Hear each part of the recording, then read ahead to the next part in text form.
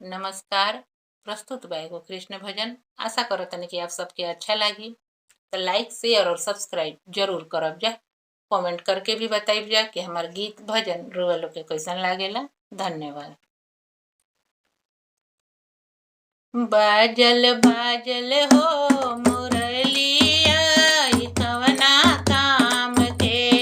बाजल बाजल हो मुरलिया ई कवना काम के।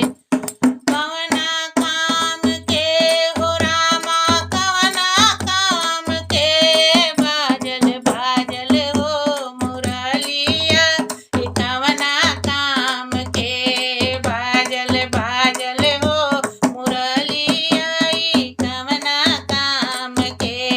बाजल बाजल हो मुरलिया ई कवना काम के। पानी भरे पनघट गइनी बैरन बाजे लागल। माथ प घघरी उठे ना सर से ई सरके लागल।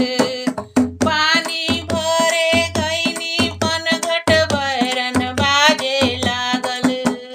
माथ प घघरी उठे ना हो सर से सरके लागल। बाजल बाजल हो मुरलिया ई कवना काम के। बाजल बाजल हो मुरलिया ई कवना काम के। मंदिर गइनी पूजा करे बैरन बाजे लागल। ध्यान व्यान सब भंग भइल हो मनवा भटके लागल। मंदिर गइनी पूजा करे बैरन बाजे लागल। ध्यान व्यान सब भंग भइल हो मनवा भटके लागल। बाजल बाजल हो मुरलिया ई कवना काम के। बाजल बाजल हो मुरलिया ई कवना काम के। कवना काम के हो रामा कवना काम के। बाजल बाजल हो मुरलिया ई कवना काम के। डोली में जब बैठ के चलनी बैरन बाजे लागल। डोली में जब बैठ के चलनी बैरन बाजे लागल। सब बंधन के तोड़ के अखिया मोहन खोजे लागल।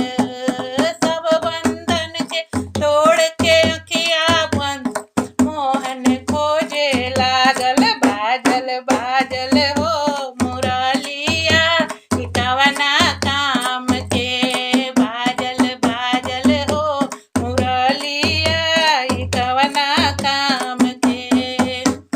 कवना काम के हो रामा कवना काम के। बाजल बाजल हो मुरलिया ई कवना काम के। कवना काम के हो रामा कवना काम के। बाजल बाजल हो मुरलिया ई कवना काम के।